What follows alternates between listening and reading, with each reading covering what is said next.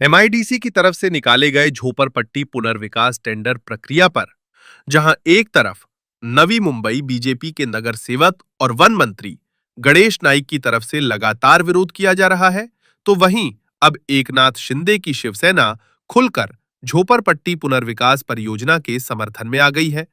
गुरुवार को शिवसेना उपनेता विजय चौगले ने एक प्रेस वार्ता में कहा कि ठाणे में सफलतापूर्वक झोपड़पट्टी पुनर्विकास परियोजना लागू की गई है, इसलिए हमारी मांग है कि राज्य सरकार ही झोपड़पट्टियों का पुनर्विकास करे। नवी मुंबई महानगर पालिका ने श्रमिक नगर में पुनर्विकास की परियोजना लागू की थी, जो कि पूरी तरह से असफल साबित हुई है। उन्होंने जहां इमारत बनाई, उसी के बाजू में झोपड़ा बना दिया। राज्य सरकार 50 स्क्वायर फुट के घरों से लेकर 250 स्क्वायर फुट के झोपड़पट्टी धारकों को 321 स्क्वायर फुट का घर देने जा रही है। जो व्यक्ति जहां रहता है, उसे वहीं पर घर दिया जाएगा। पहले झोपड़पट्टी के पास मौजूद खाली जगह पर बिल्डिंग बनाकर झोपड़पट्टी धारकों को घर दिया जाएगा। उसके बाद उनसे झोपड़े खाली करवाए जाएंगे। कुठल्याही परिस्थितीमध्ये क्लस्टरच्या माध्यमातून घरं मिळवून देणारच। मग ते 200च्या आतली घरं असेल तर त्यांना 323, 500च्या वर असेल त्यांना तेवढं घर, 900च्या आसपास असेल त्यांना तेवढं मोठं घर, दुकानवाल्यांना पण 180च्या वर, 1+1 असेल त्यांना वरच्याला पण जे कुटुंब मोठं तसं कुटुंब घर, तसं वेगळं कुटुंब असेल तर वेगळं घर, हे सर्व आम्ही मिळवून देणारच। आम्ही मंदाताईचं नेतृत्व आम्ही स्वीकारायला तयार आहोत। मंदाताई SRA साठी झगडते, मंदाताईंनी स्वतः मिटिंगी घेतल्या, त्यांच्या ठिकाणी पेन हे होणार आहे। जर आम्ही ज्या पद्धतीने कामं करतोय तसंच मंदाताई सुद्धा करते आणि आम्ही सर्वजण आम्ही एकत्र राहून काय एकाने कोणी दुर्लक्ष केलं तर काय फरक नाही पडत। एक बीजेपीचे एक नगर आमदार पूर्णपणे ताकदीने ती तिच्या मतदारसंघात करते।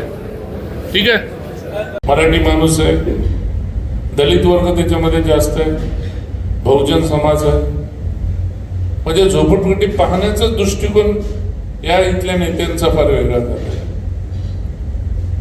आणि आता इथं तर असं चालू झालं की झोपडपट्टीतील काही नगरसेवक मिटिंग घ्यायला लागले की आपण SRA लागू करून द्यायचं नाही, त्या ठिकाणी आपण विरोध करायचा, मोर्चा काढायचा। कुठल्या एका चॅनलला तर मी बघितलं की एका माजी आमदारांनी सांगितलं का आम्ही मोर्चा काढणार। मग आम्ही का घरामध्ये असंच गप्प बसणार?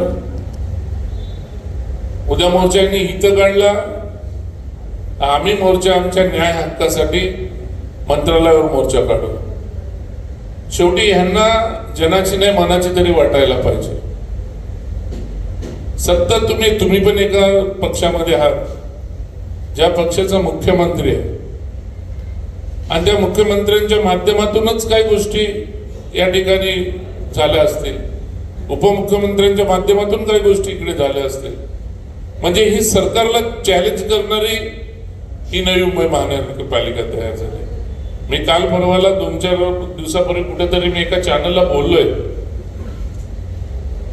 की भारतामध्ये असे 2-3 प्रदेश आहेत, काय बोलतात त्या प्रदेशांना, आपलं